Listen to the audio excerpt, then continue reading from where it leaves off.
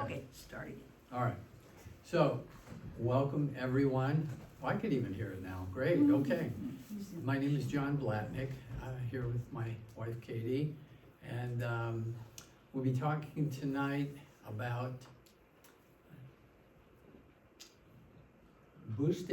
bio-boosting your garden from down under.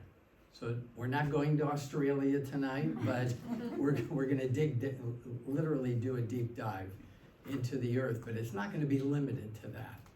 And because nature is never limited to that either. And in God's wisdom, the way everything is created in perfect harmony, perfect balance, when things are working together, as long as we as human beings don't get in the way, which is usually the case. We tend to mess things up a little bit. We've been here in Manti now for, what, year and a half or so, and we're just tired of the city.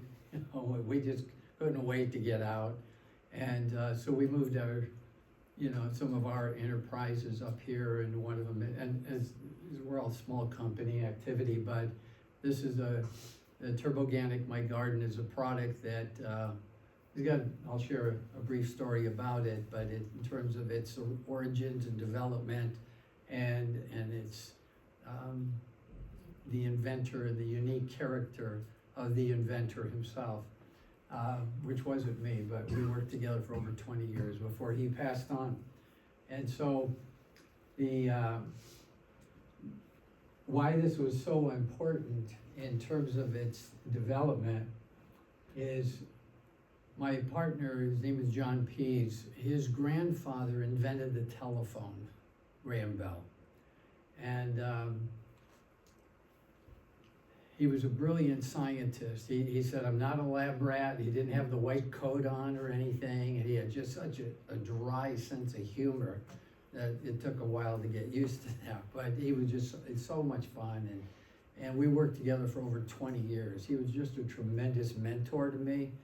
And so he had, in his prime, he had done, and he spent most of his time outdoors.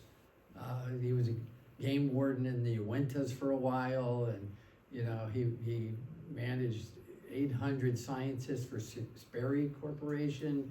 The early days doing boards and things like that, the motherboards and whatnot. But he loved outdoors. He loved the earth. He loved plants.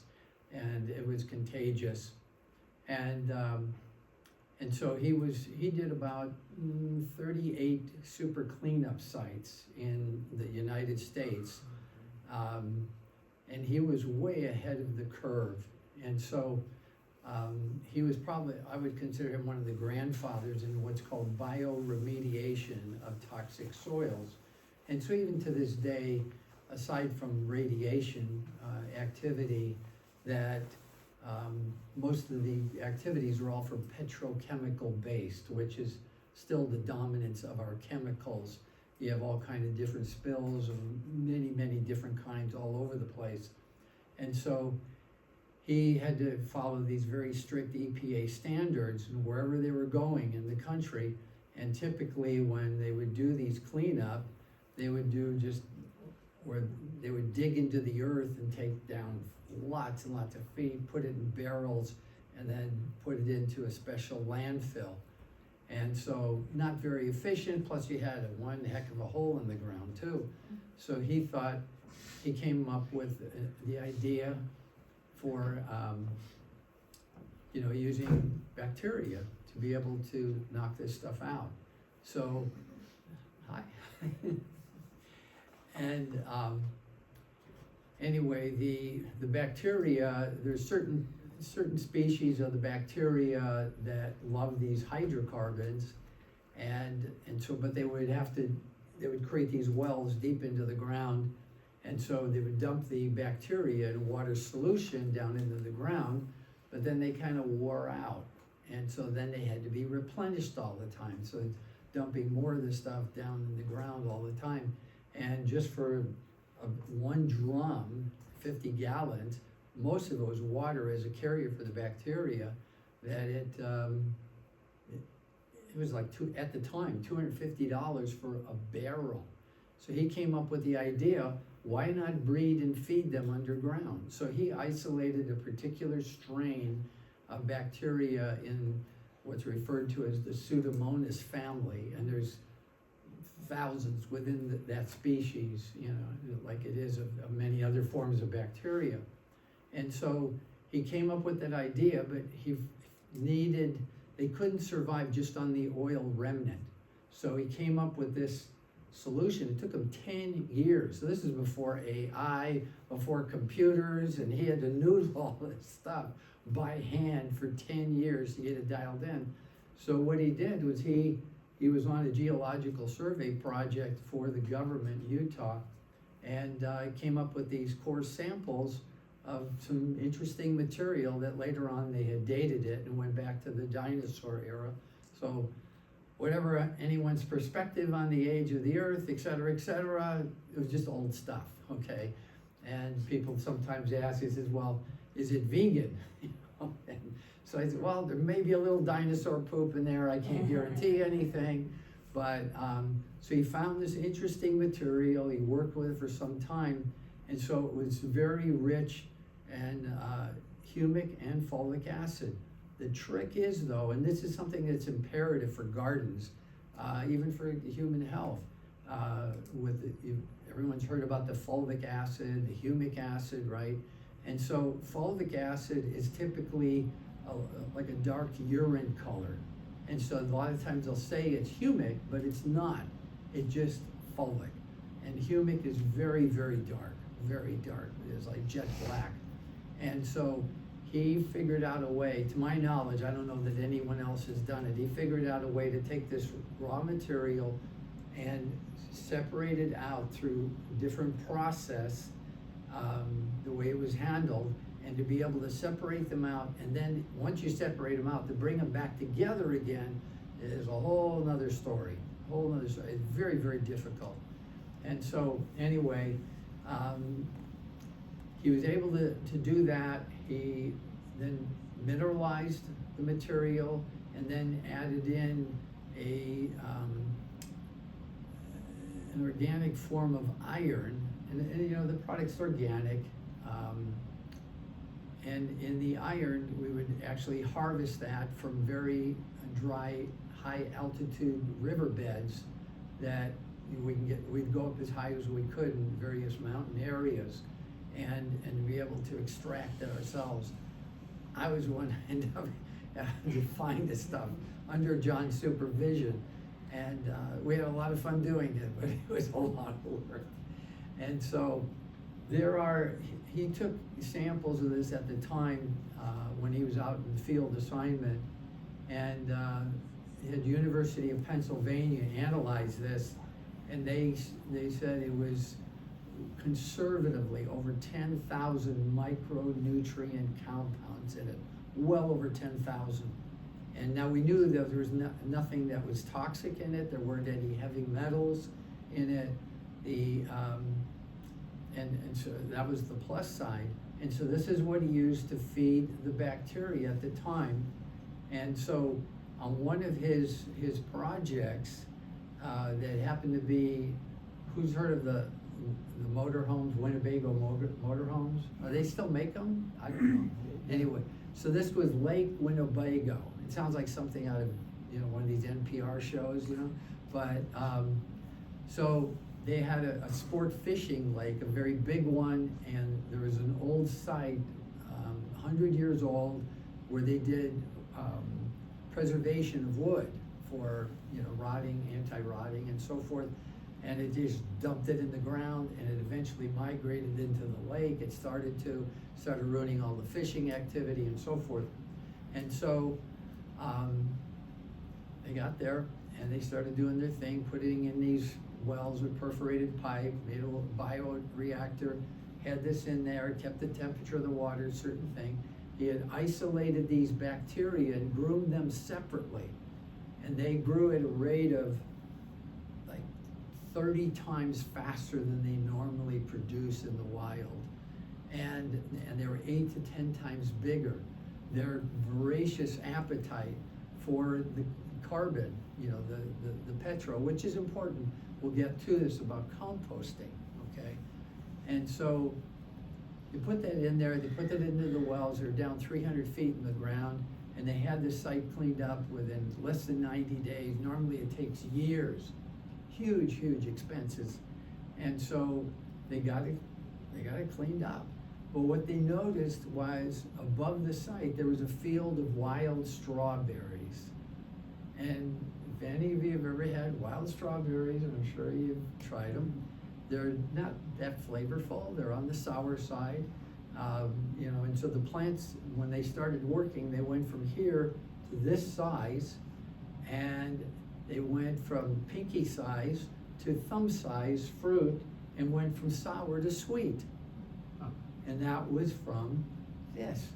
So at that point, John figured out, he said, wait a minute, he says, what's good for the soil bacteria is good for the plants also, at least in this case, the strawberries. And so what was interesting, people said, well, aren't you afraid that the bacteria is going to overpower the neighborhood and, be like the Pseudomonas that took over Cleveland or ate Cleveland or something like that, one of these old sci-fi movies. And so he discovered that as soon as the nutrient was pulled, the bacteria would die off, they would become biomass, the native bacteria would come back in again, munch them up, and everything went back to normal before. Only it was even better soil than what they had before. So that's kind of the background story of how that developed. And so keep in mind that a plant, in the soil, we've grown in shredded paper, we've grown in sand. You're not supposed to really do these kind of things on very extreme conditions. Hydroponically, in water alone, there's no worse soil than water by itself. And so when it was mixed in that, the delivery was unbelievable. And so we've come up with a number of different techniques over time, and I think maybe, some of you may know of these things, possibly. I always thought that they were unique. And so, we'll elaborate on that. But if you would, Kate, advance one slide. So these were pictures of just posters that that we created. We had done farmers markets in Salt Lake for quite some time. And so this young lady here, her and her father approached us at the market, and they said she's in a competition for the biggest cabbage in the state. And so we love challenges, and so we coached them. We didn't do it for them, so they were up in the Bountiful, somewhat up in the mountains a little bit. And that thing topped out at 35 pounds plus, right? And I thought that would make amazing coleslaw for a Mormon family reunion, right? and she was itty bitty, not very big at all. And so the cabbages, they don't like a lot of rain, they don't like a lot of sun. So we showed them how to build a canopy that allowed light to diffuse through, like with a shade cloth. We created a saddle that would hold this thing up in the air, because even though the stalk on it was, quite big, that, at some point that thing would weigh enough, we wanted to keep it on there, it would just snap it. So we wanted to let it grow as much as possible. And anyway, she ended up with second place in the state, only because we found out later that the first prize winner they didn't require any data, they didn't have to show anything. You just said, oh, mine was 42 pounds, and they go, oh, okay, you won. No proof whatsoever, but she had the goods. So she still got something out of it, and her scholarship and so forth like that. But the funny thing is, every year since then, and she's probably, she's gotta be 20 years old now, but every year she would come with her family and take a picture in front of this as she grew older. So now she's quite a young lady, So it was interesting. And, but And also the shelf life on this, people often ask, now, on the bottle, just recently, I put 10 years. The truth of it is, the shelf life is indefinite. We've had stuff sitting for 25 years, freezing rock solid thousands of times, and being in the sun. It did not affect the product at all, okay? And anyway, which is unique, and people are concerned, oh, how long is it gonna last me, and so on and so forth. So plus it's a concentrate, the quart will make a minimum of 25 gallons. The gallons we have back there will make a minimum of 100 gallons of usable product. If you're using it for other purposes like flowers, some of the smaller variety things, you can get, like at least double that. So it's very economical. And one person said, that's cheaper than what it cost me to buy water in the store. Anyway, what we found is it would increase the growth in terms of its speed. It would increase the production of the harvest, whatever that was, whether it was flowers or the produce and so forth. The flavor was enhanced. So even if you're using this, say, for herbs, it makes it more potent. Everything about the plant just becomes more intense, more potent. And in fact, one of our projects we did, it was an indoor hydroponics system. We built it all from ground up ourselves, and for a client. And we had, and I'm going to demonstrate this here tonight, but we had a way to be able to take seeds. And in our situation, we're able to get the root structure and 3 sets of primary leaves from a seed this big in 72 hours. I've never heard of anyone being able to do that, okay? And it was very unusual. And even we did, once we had the seedlings planted in the grow cups in the deep water, that we actually, we only had the light on for 4 hours at a time. 4 hours on, 4 hours off, 24/7. And when it was dark, it was pitch dark. You couldn't even have an LED light illuminated in the room that we're in. And so my buddy John figured out that 80% of a plant's photosynthesis occurs in the first 4 hours of light exposure. So it was like, so he tricked the plants into thinking it was 2.5 days instead of 1.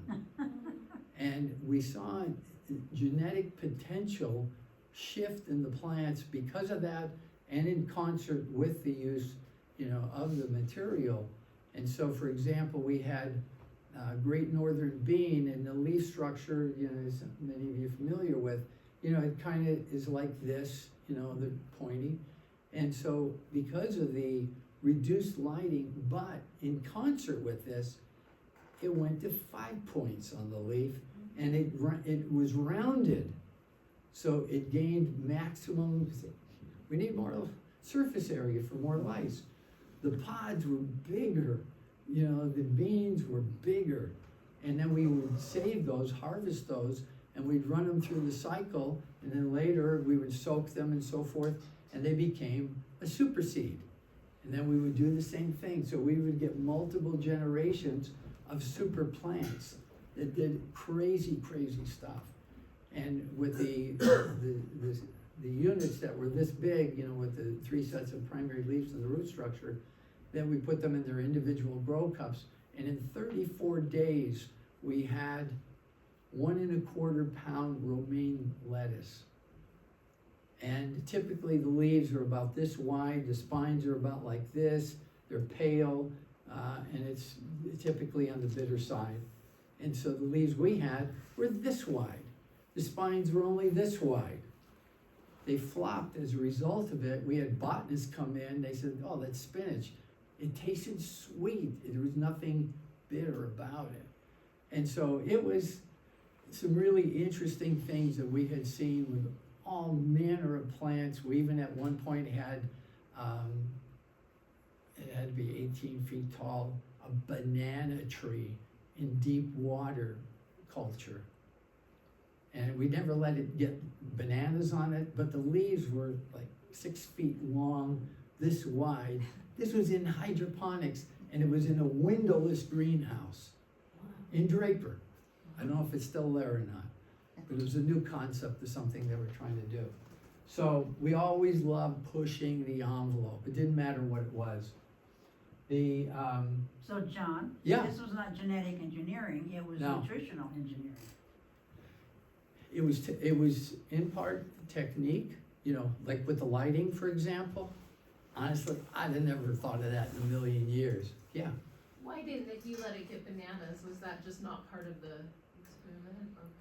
Well, the thing is that the owners, they had people coming in from India and certain parts of Asia, and it was like, oh, we're home, So they wanted to keep the tree in that state, Oh. because if they let it go too far, then, it starts to die off and all this. They didn't want to go through that again. So, anyway, it was, that was incredible, when we'd have gentlemen come in from, very dignified business people and, dressed very, very well and coming into the greenhouse and the hydroponics and that. And he says, we're home, it was so cool. It was a great experience. But anyway, there's, people will often ask me, I use this on my petunias. What about and I go, yeah, it'll work on flowers and such. And, well, what about my tomatoes? And yeah, tomatoes. And, they go through a whole litany, a whole list. And so, and then finally I would just say, look, here's the bottom line. I said, if it thinks about growing, other than kids and puppies, it works great. And then even after that, they would say, oh, well, it'll work it'll work on everything. And it literally does. And so, because I know this is being transmitted, so I will be careful in some things that I say, but it has some other unusual properties to it that we don't recommend, we've never promoted it as such, but some people have experimented with topical application for animals, and to an extent, depending, on humans as well. But that's all I'm gonna say about it, but. For what conditions? It might be used topically for Skin what tags, thin hair.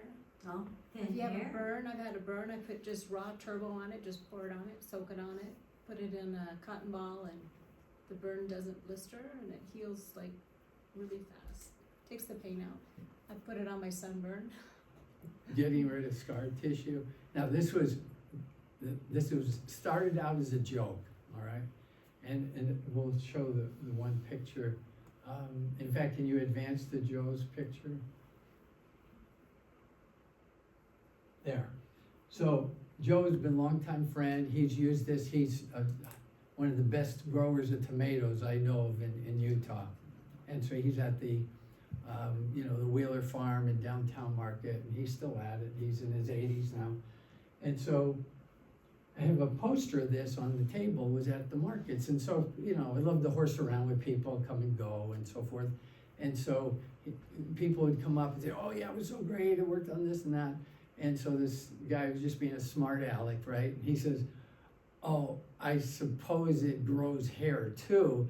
And he points to the picture and he said, well, it didn't work for him. And now we're having fun. And I said, time out. I said, 2 weeks before this picture was taken, he was totally bald. And so we just had fun with it, right? And so there was a gentleman that I had met, it was months later, and he said, I'd like to get some product, we're opening up a garden store in Idaho or something like that. And so, he got a bottle, and I met him again 3 weeks later, and he said, I told my wife that story, but then I got called away on a conference call, and I was gone for the rest of the day. I never had a chance to tell her it was a joke. And so they were in their 30s. So he comes back home, connects with her later, and she says, "Oh, honey," she says, "I made this into a rinse." She said, "My hair has never felt better." And so it was a few days later, and she had thinning hair, and he says, "You're getting new follicle growth." And so, but I'm not advocating that. I just thought it was funny. But the point is, people would say, is it safe? And, certain things, if it'll do that, and you don't have to worry about the toxicity of it, we've been around this stuff for, decades, and it's safe for kids and pets if you want to use it on lawns. It doesn't matter. It's not going to hurt you, unless someone purposely drank it, which I don't recommend. But just because I don't know what long-term effects are as a steady diet, let's say. But and I took it one time just as an experiment, but I wouldn't do it again because anyway, I'll just leave it at that. But I didn't get sick or anything. It just wasn't particularly, it was cleansing, let's say. I'll just say. Anyway, and so you just drink water and it's all good. But people have done some incredible things with it. But the point is that if that'll do that for human and animal skin, with animals, we've seen infected wounds and rashes, like horrible stuff, and they were all under medical supervision. So the point is that, what's good for nature, why shouldn't it be good for people and animals as well, okay? But I didn't say any of that. So it's just what people have told us about what they've shared with us. So this was an experiment with fruit trees. This fella had been an orchard grower for 3 generations, I'm going to say up near Brigham. And he decided to do every other tree. So that one, and where he's standing, was the one that got the turbo. This one over here, to his side, did not. And he did that just as a patchwork, the same thing, where he had a pattern. And that's the kind of growth he had. You have that next slide, I think it's the same. No, it wasn't that. Oh no, we don't have that one. But anyway, he had this much growth on the branches in one season. He said, "I've never seen that." And so actually what happens is that the cell walls become thicker in the plants and in the trees, so that it's able to support fruiting earlier than later. And it just, to me, was so interesting as what it would do. Does it help with pests too? Because if it makes it stronger, has anyone said it helped with protection from insects and stuff? That's a very good, the question is, does this help with pests and such? Perhaps to a point. I have seen pristine organic gardens, I'm sure you have too, not using this, just visiting friends throughout the country, and when they did it, the best primo way possible, and they didn't have a single insect in there. It was just when plants are super healthy, they don't get attacked. And so as a plant matures, and so we have different ways in which to treat, say, the seeds, the seedlings, and then as a plant matures. So when they're getting the best kind of nutrient possible, then the thickness, the stem becomes thicker. They become more impervious to insects. They don't want to work that hard. In fact, I remember this one lady's garden. She said, they only ate my weeds on the side. She said they wouldn't go after the plants. It was too much work for them. And I'm not going to say that's across the board is going to be the same, for all of them. But it's just like a person's immune system. Is that if we have a better immune system, we'll do better. Okay, we're healthier. We can sustain things better, whatever it may be in terms of diseases and whatnot. This young lady, she was a hoot, but she had a trampled pasture, trampled pasture. Horses been on there for 10 years. This was packed. And it was probably, maybe a couple of acres at least. And she was working to have a project to have youth involved, you know, that were troubled, and get them involved in gardening in the community and so forth. She was in Sandy. And so we did all of that, and we had her grow,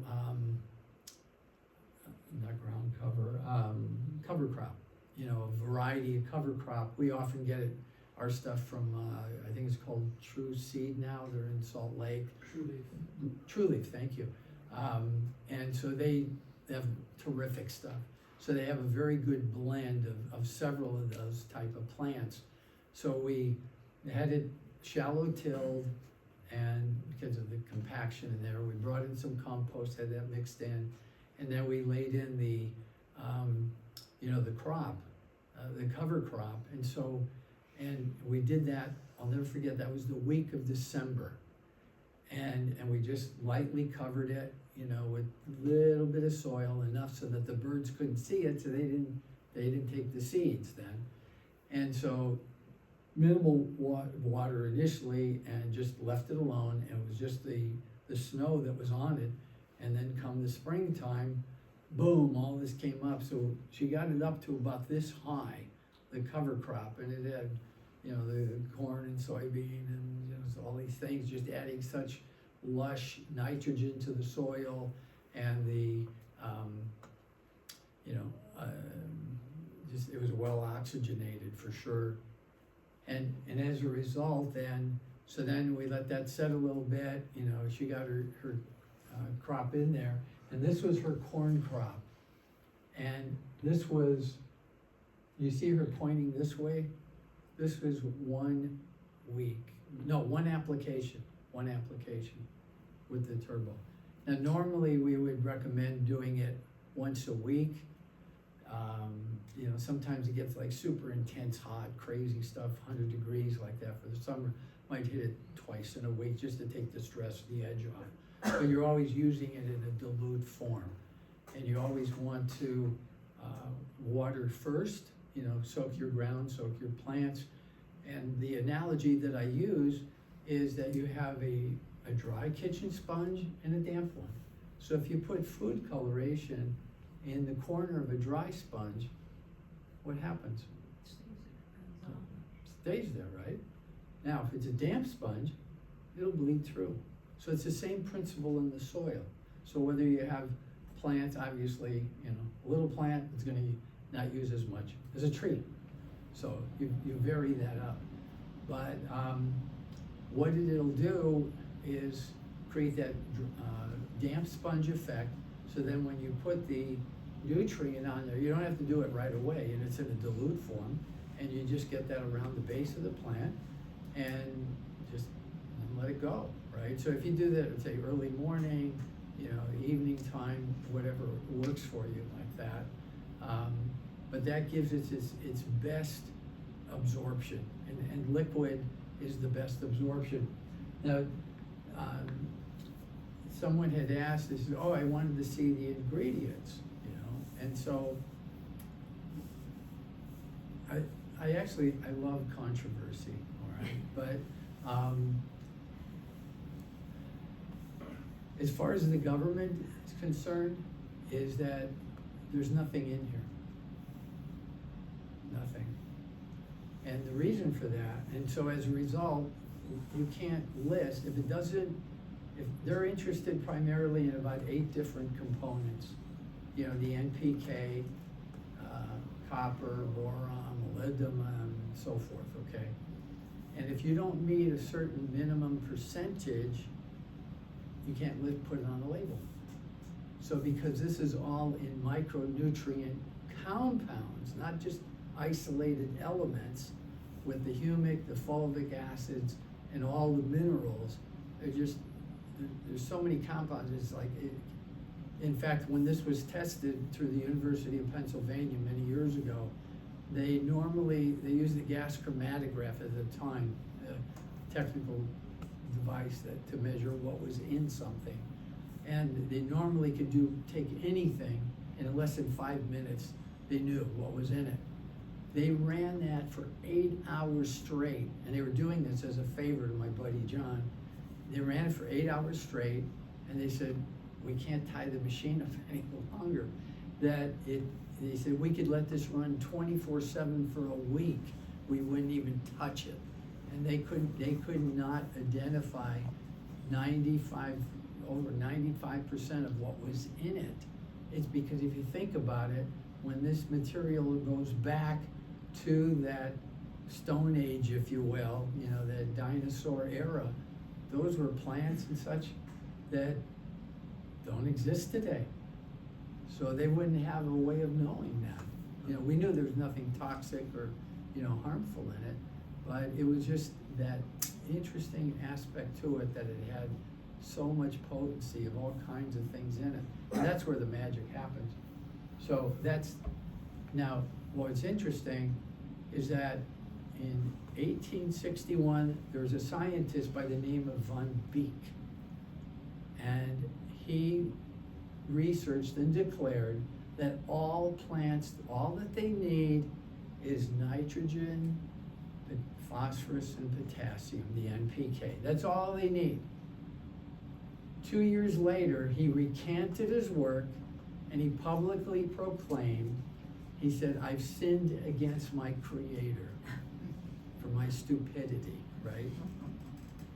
Last year on the radio, there's an ad for Cargill or one of the ag companies, right? And it says in 1861, there's this German scientist and he discovered the value of NPK.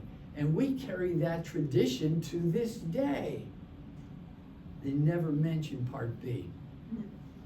Never mention it. And when it's the overuse of that is actually has turned farmland in a large measure to concrete.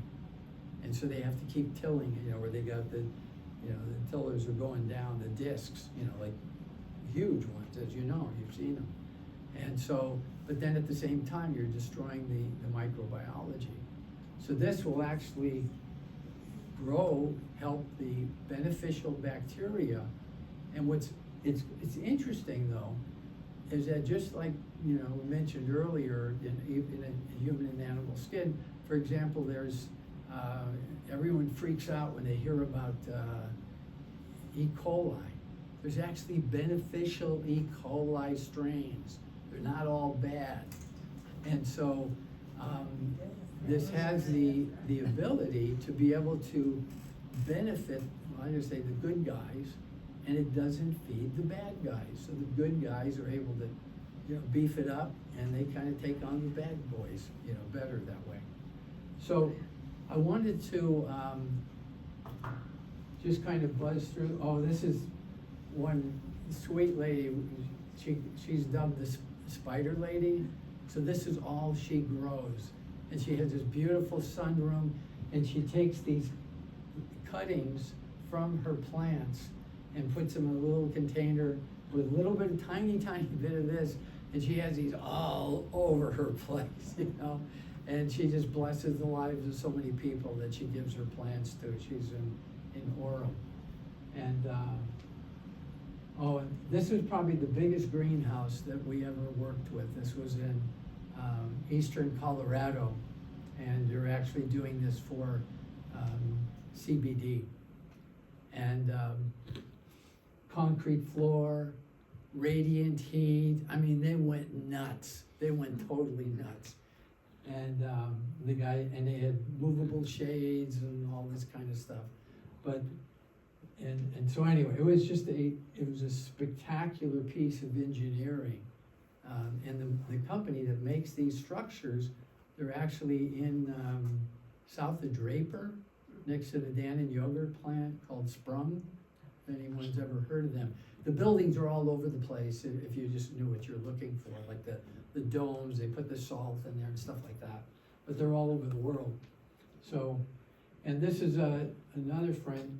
He does a quasi-hydroponics, and now, and so they just run a drip system through these pots in a vertical position. They have the backyard all filled with these things. And then he and his wife would do this and they grow greens and lots of tomatoes, and they would take that to the farmer's market. And then they graduated from here, sold this place off, and they got bought a state-of-the-art 5,000 square foot greenhouse that looks, the wall looks like something out of, Star Trek, just all these dials and gauges and whatnot. And they were using this. And so it just, to me, it's been so fascinating to connect with people in different walks of life. Yes, sir. Don't forget your discussion on compost. Yes, sir. So, and this is what, and they have their own orchard. Again, that was growth one season. Yeah, okay. And that was hydroponic tower. So, anyway, in the compost, that, first of all, I wanted to talk about bringing in the bacteria now, ways in which to mechanically bring in the bacteria. And I will get to about the technique that we've used to start the seedlings, okay? And so in the compost, depending on what you're using, it's carbon. We're carbon. Most everything that we have in this world is carbon-based in some way, shape, or form. And so, and the bacteria thrive off of the carbon. Now, so when you're doing your compost, and whether you have it in a container or a drum or a pile or whatever you're gonna do, you know that you need to turn it or have some way to aerate it to be able to get it, you have to have the oxygen in there, the bacteria are aerobic. And so by even keeping that damp, and one thing you can do is, that we've encouraged people to do, is go up into the mountains to harvest bacteria. And so the way in which we've done that, and one day my buddy John would say, he mostly asked me questions and have me try to figure them out after a while, but he said, do you notice that the vegetation changes the higher up you go into the mountains? And I go, well, yeah, that makes sense. He said, do you think the biome of the soil changes as well? And I go, I don't know that for 100% surety, but it makes sense that it would. So parallel jump, there was a study done in Africa among just hunter-gatherers, where they were just, eating berries and they're on the go and all of this. So they compared their gut bacteria to the Americans. And in the chart, it was a graph, one of these vertical bar charts. So the diversity of bacteria in Americans was here. Theirs was, that bar was here because of the incredible diversity. The more diversity you can have, especially at a regional level, of bacteria, the better that your soil is going to do. And so what we would do is we would take a couple of buckets, it depends on how much ground you have to cover, but take a couple of 3 5-gallon buckets. It makes a great family experience. And you get yourself a chunky screen, the buckets, some little shovels, and just make your, drive up into the mountains, however you're gonna get up there, and stop every so often, kind of, if you have a mountain like this and you wanna make, say, at least 7 or 8 cuts, if you can, as you go up. And then you put that into your buckets, and then just keep doing that.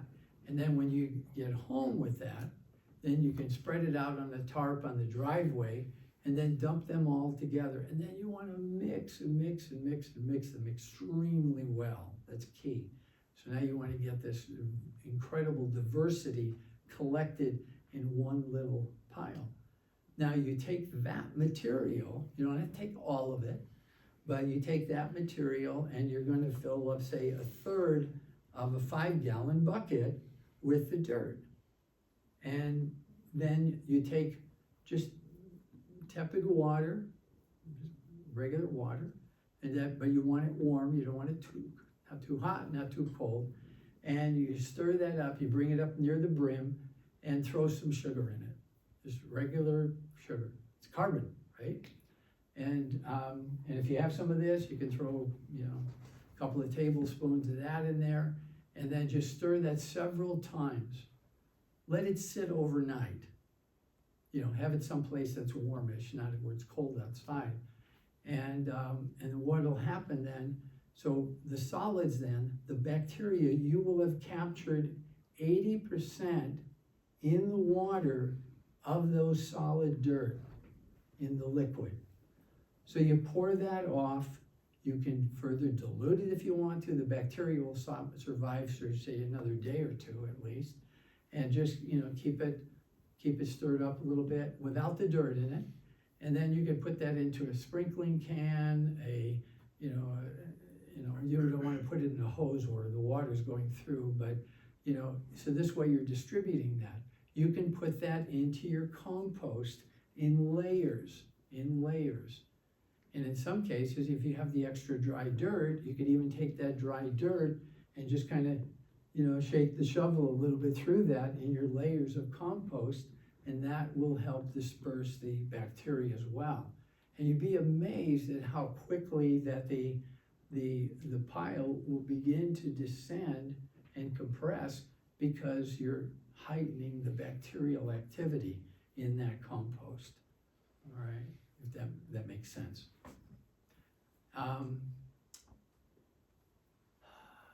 Any questions at this point? We've done a lot on bacteria. What about the fungus, the microfungi that are also needed in the soil?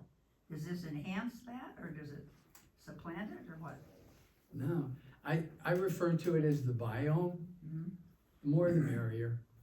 You know, it's totally fine, you know. You said that you make a gallon. Are you using like a watering can, and how far does that go, a gallon? Like, I mean.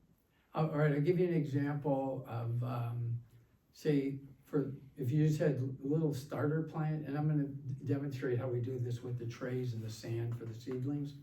But for just the little guys, or you have just a little starter plant, you can put this in a spray bottle, 1 capful to a gallon of water, okay? And you just spread your plants like that. And Spray the leaves, You can spray the leaves, it doesn't hurt them, it won't. or the soil. Pardon? The soil, the leaves, what? Yeah, it won't hurt the leaves, it'll never ever burn a plant, I've never seen it burn a plant in all these years. And so the other, so as the plants mature, so let's just say if now you're in about this size here, in this range here, you might take, you know, say 2 capfuls a gallon of water, probably not 3, but 2 capfuls per gallon of water. You water your garden, and then I would put a 1/2 cup of the dilution, you know, per plant, like that, once a week.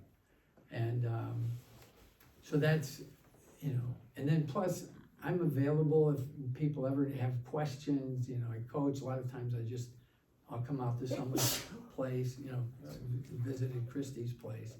And it's just fun, I don't charge anything extra for that, and it's just, and even if you don't buy anything, I still come visit you anyway, it doesn't matter. So here's what we did. You had another question. One more Rebecca. question Yeah. about compost piles. Sometimes I find moldy stuff in my refrigerator. Is that good or bad to put into the compost pile? I wouldn't worry about it. But you wouldn't worry about it, you mean you should put it in there, or you wouldn't worry about it like you would throw it away? No, I wouldn't throw it away, I just throw it in Throw it there. yeah, It's like okay. your comment before about the other critters, if you will. The more the merrier, I mean, it's all there anyway, it's all there anyway. So, When I turn my compost, it's moldy usually. yeah. Moldy or fungi? Both. It's a party up in there for everyone. Yeah. So here's what we did, hopefully everyone can see this, but we took a standard, this is for the seedling growth with the sand, okay? So we took just a conventional plant tray, you know, the ones with the ribs in it, no holes in the bottom, right? And, don't let me forget about the power of sunflower seeds and how they can pick someone up, a person. All right. Anyway, so this was just a standard tray, no holes at the bottom or anything. And then what we did was we got coarse washed sand. You don't want like the ultra fine stuff you would get, say, from pet store for aquariums type of thing. You want coarse washed sand. So you can get some of these things, a bag of it at the, you know. So not Home like, Depot. not sandpile sand then? You want coarse. No. You want stuff that's pretty clean, but, and if it's, you're concerned, and the reason to have it washed, and sometimes they sell it that way, or you just strain it yourself and just flush it out, okay? Because if there's real fine stuff, you don't want the real fine stuff in there. And so we would take this, and before we put the sand in, we would get what's called just I want to say it was 2 inches. A PVC coupling, it's called a coupling, about 2 inches in diameter, right? And you get those on Home Depot, and they're about that tall. And we would put that later, we would put this a little bit later, but just keep that in mind that that's something we would want. Plus, the other very high-tech item was a water bottle, okay, with this part removed. Okay, so you can get something about that high, you know, not the teeny weeny ones, but something in the middle somewhere. And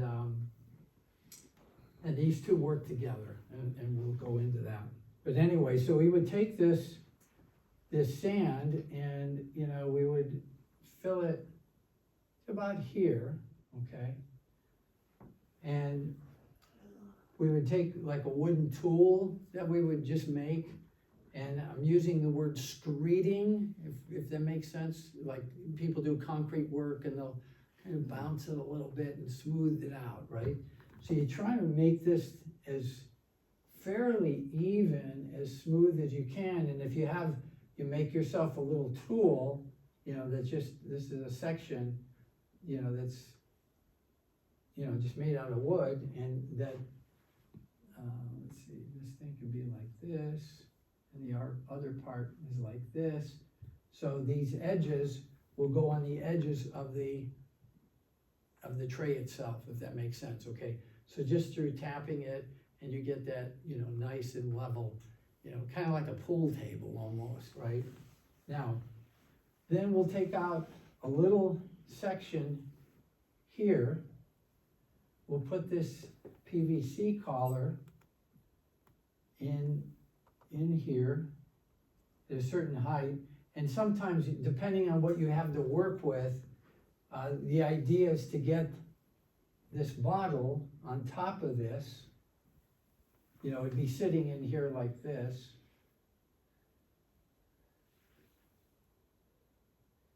Kind of like that, right? And so it's just resting in there. Can everyone see this? No? Yeah. Okay.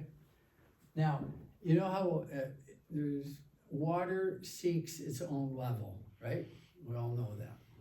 And so kind of like a water cooler, why doesn't the water cooler just keep spilling? Because the sub-container in it reaches the same matching level with the water itself. So what you want to end up with, we're going to put, you know, the seeds, we're going to sprinkle, you know, on top of the sand, right? And you don't need much on top of that. So, and I think we even used like a flour sifter, and we made bigger holes in it a little bit. And so you're just going really light, but we put a lot of seeds. We weren't spacing them or anything. We just sprinkled them on there like that. So they were very dense together. And then we would cover that just with a little bit, And the way we set it up is that this water level, then this is not perfectly the way I want it, but I want that water level maybe about 1/4 of an inch below the surface line of the sand, okay?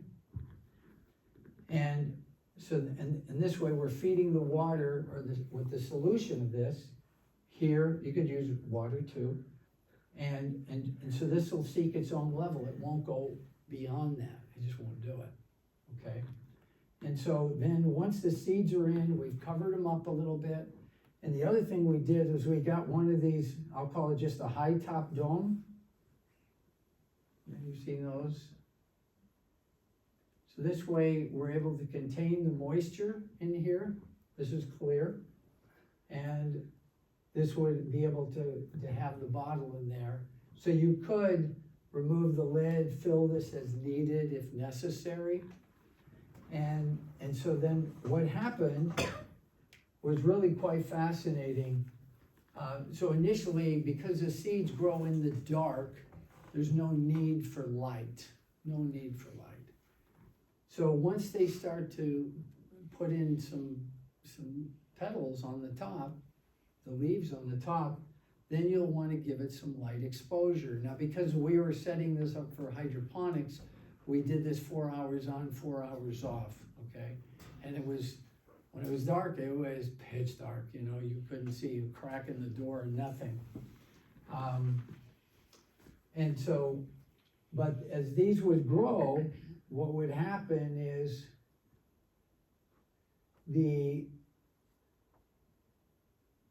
like that, the little seedling, is the sand offered little resistance, like virtually no resistance, you know, those roots were free to go, come and go. And so we misted these from the top, you know, every you know, as needed, you know, depending on the humidity in the room and such. So we would mist it from the top, but when those, and the plants know, because they don't know, they do know up from down. So they know the roots have to go down, they knew the leaves have to go up. That's the way they were created. And so we would have just lots and lots of these buggers, right? Now, if you've ever experienced, try this sometime. You take a pot or a container of some kind,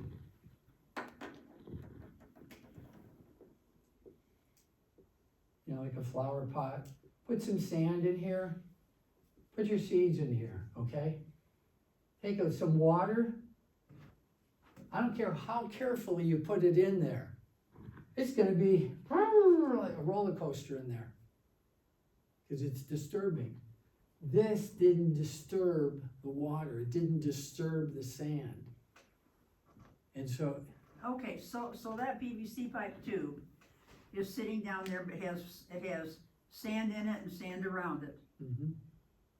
But is it porous so the water can come in and out? well, because of the ribs in the bottom. So it's that- not sitting flat, it's Right, sitting more right. like on fingers.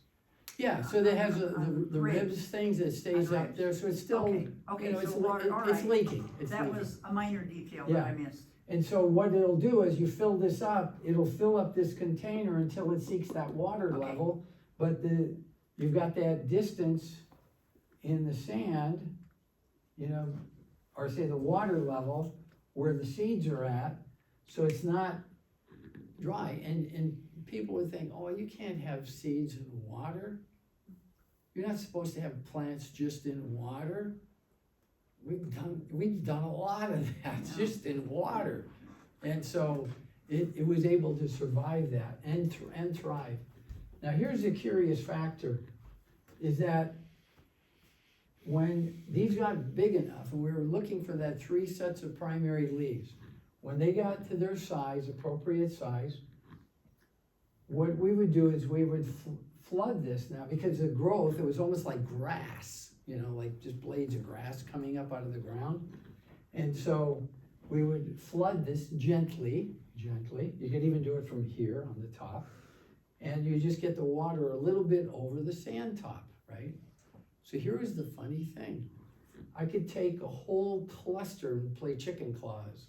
Anyone remember that? Chicken claws in baseball and some do. Okay, anyways, where you take your hand with your fingers like this, and we used to call it chicken claws. It was a thing we did in baseball. So I could take a whole bunch of those plants like this together and pull them out. It was like they were buttered, no resistance whatsoever. And I could take it into a vessel of water, a bowl of some kind, and put it in there and do this to them, shake them up. And the sand would just fall away, and I could separate every one of those little guys and never break a single root hair. That amazed me, absolutely amazed me. So now once you have that, and you could take that and you could put it into your, if you want to put it in the soil, or, you know, we put them into grow cups, you know, for the hydroponics, and it worked terrific. You know, we had some accelerated growth with it. Anyway, but that's the secret to how we did that. And if anyone has any follow-up questions, or, you know, you're trying to develop a system later, just, you know, assuming you're not living, well, even if you're living in Salt Lake. So the that's purpose okay. of this is to get plants to transplant them to your garden or something else. I don't know of a faster way to grow your seeds into starter plants. I don't know of a faster way.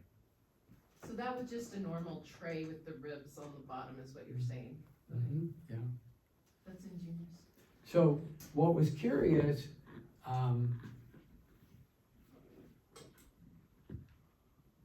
along this line, where was I going with that?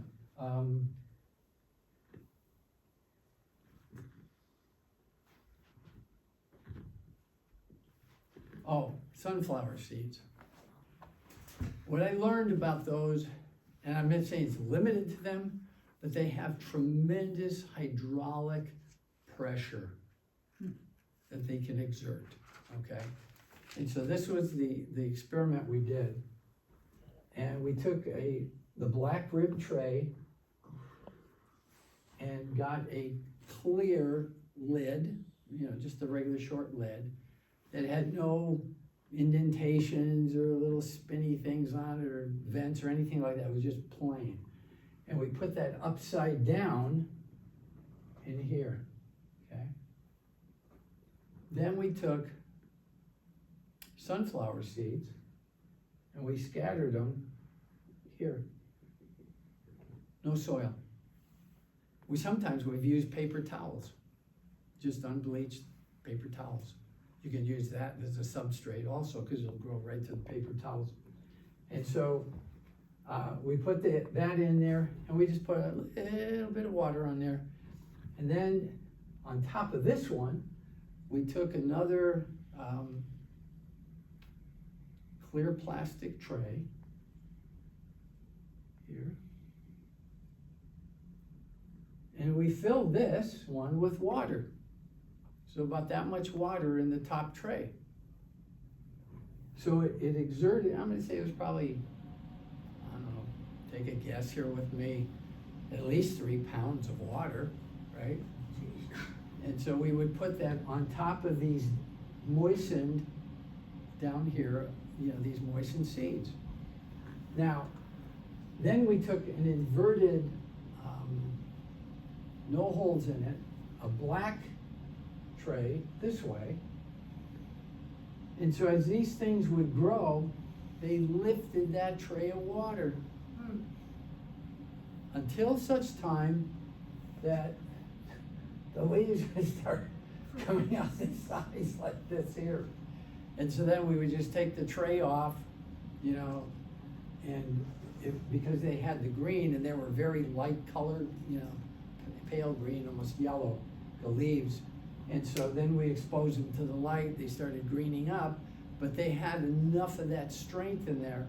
And my buddy John, I don't know if he was just giving me the business or whatever, but I took him at his word. He said, John, if you were patient enough, and he said, you put a piece of plywood down, and he said, you were patient enough to stand there, he said, it would pick you up.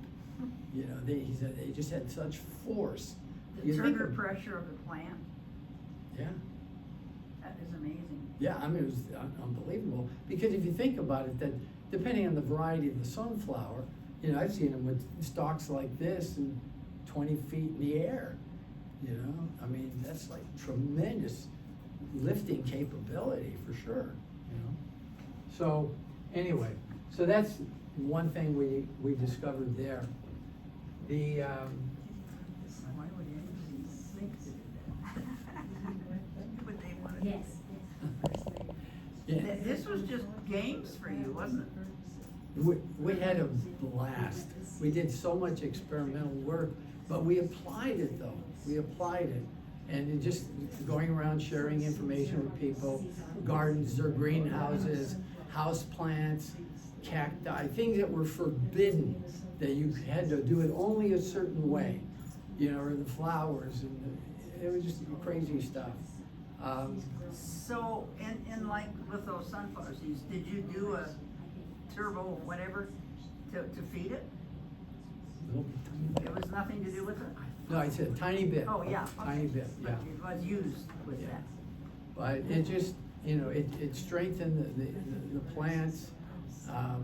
You know, the other thing is that if you have certain kind of flowers near your gardens, the application with this is an aphrodisiac for bees, literally. They love it. They love it. And even we'll have birds will come, pets will come, and if there's a little bit of drizzle, you know, just kind of spill it, they'll come and they'll lap it up. And I don't give it to them, you know, as a diet type of thing, but animals usually have quite a bit of sense, and they're not gonna eat something or drink something. They that didn't get doesn't sit- bigger? Yeah. They grew 2 pounds. We had turkey-sized sparrows. Yeah, yeah, they were so big they couldn't fly anymore, you know, but anyway. Any questions at all? Yes? So is there something on the bottles for dosage, like Yeah, there is. according to the size of plant, like new fruit trees versus big fruit trees? Yeah, I'm glad you brought that up about the fruit trees, okay? Now, particularly what I've seen with, new installs of trees, it's not uncommon, I don't know what your experiences are here, but, it's not uncommon that the young ones you get with the branches like this, you get them on sale at the end of the year, and if they die, they'll replace them for you and that kind of thing, right? And so, it's not uncommon that a small fruit tree, little guy, will be in the ground, is not dead, but nothing happens perhaps for 2 to 5 years. It's just in shock. So that's assuming that it was installed properly, even if you had Assuming the deer don't eat it. Yeah. the deer don't eat it, that's true. But one way in which we've deterred the deer, you know, we just knock them on the nose with this, but don't let me forget about the Christmas tree lights and the deer, okay? All right? And this was something we did at our place last year, and it worked great. Anyway, with the trees, if they're,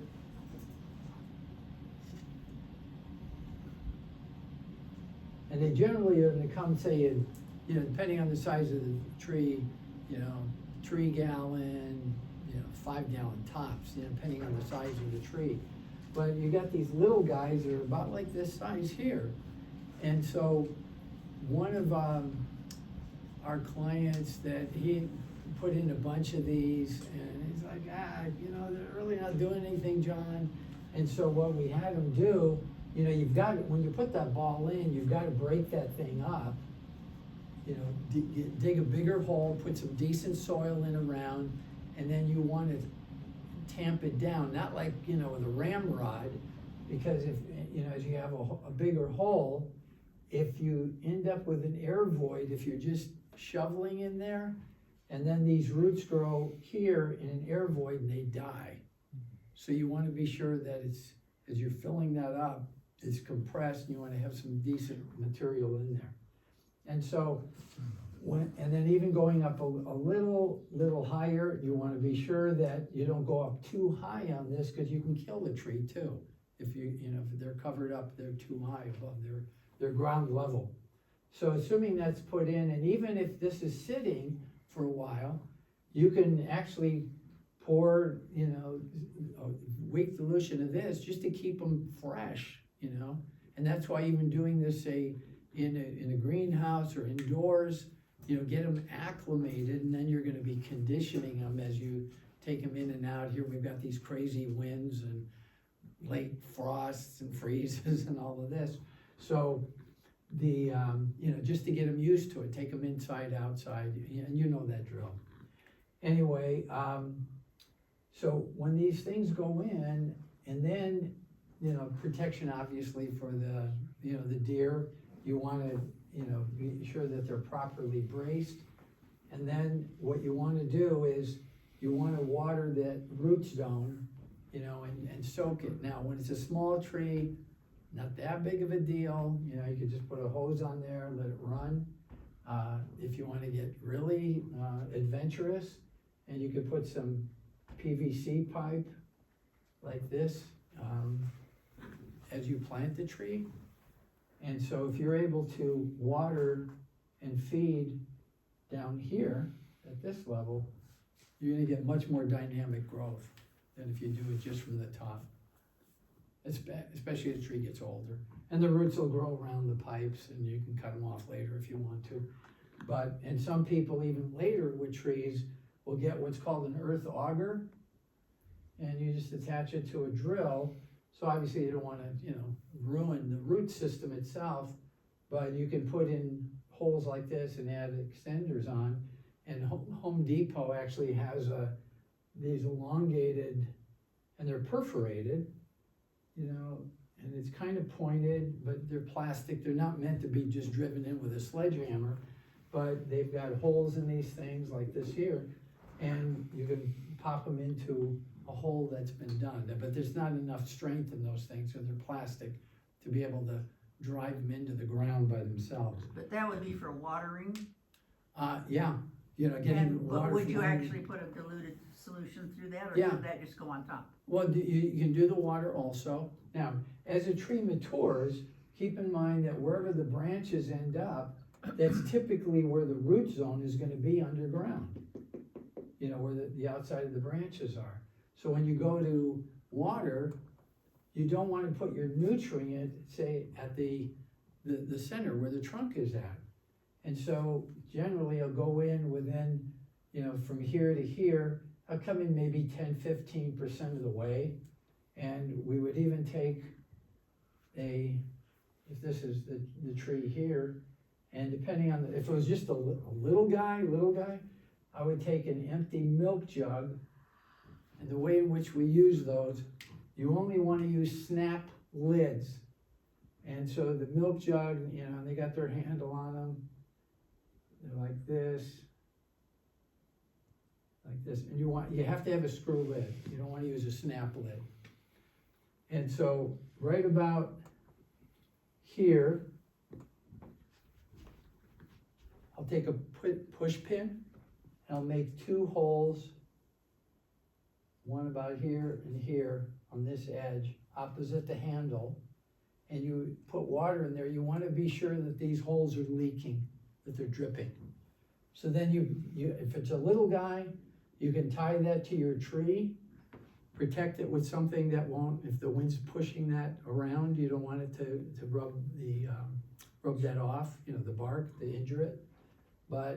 And then you just let it run out, and the screw lid will keep the critters out, but it'll also regulate the flow. If this is too tight, nothing will come out. So you could put your capful or 2 or 3 or whatever in a gallon of water and just water it that way? Yeah, at this point, I'd probably use 3 capfuls in a gallon. So for a little guy like this, I'll put, whoops.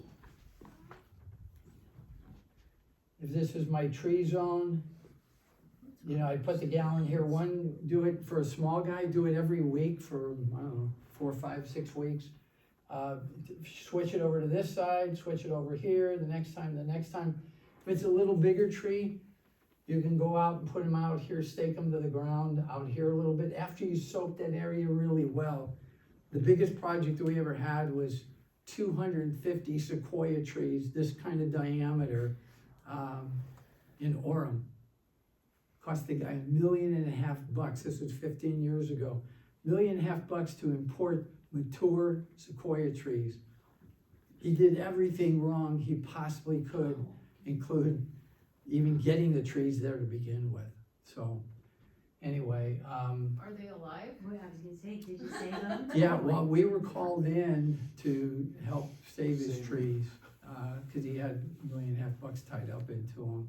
And, we ended up giving him like this giant tank, and he had a ground crew and all that kind of stuff. So we coached him through it, and he was able to save the trees. Deer and Biome, Pardon? deer and desert. Oh, the Christmas lights and the deer. So,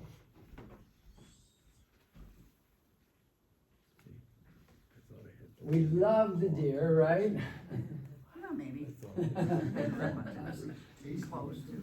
So here's the thing, what discovered, we set up our garden and like the whole fence went down one night. And the whole other side of the garden was open and there was only rocks in there. We didn't even start yet. And the whole fence went down and we had this, steel posts in there, not the thick ones, but the lightweight ones. And so we thought, what, did a grizzly bear go through here or what? It must have been a herd of deer. It was their route that they went through. So started doing some research. They got, the predator urine. They've got, all kinds of stuff that's out there, right? And so what happened was, I came across this one lady's research, and she said, I've learned that the deer can recognize the color blue spectrum, is the only color spectrum they could recognize. And so she put up Christmas lights at eye level. Deer eye level. Yeah, and they stopped. The blue, They were blue, they had to be blue, not blinking, blue, and they stopped. And so she said, the other crazy thing is that traffic that used to come down the street, she said, all of a sudden, they just, traffic went elsewhere. She said they equated it with police, so. And anyway, so we put them up last year, and from that time forward, so even the lights are on at night, in the daytime we unplugged them, but the cord was blue, but we never saw another deer. For the longest, until this year, and the lights have been long down and all this kind of thing. And I had someone that I knew in Bountiful, and she said, John, she said, the deer are so aggressive that they're attacking me, they're attacking my dogs, and the city won't do anything about it.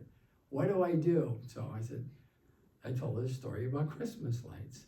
So she did it, she calls me back, she said, John, they stopped.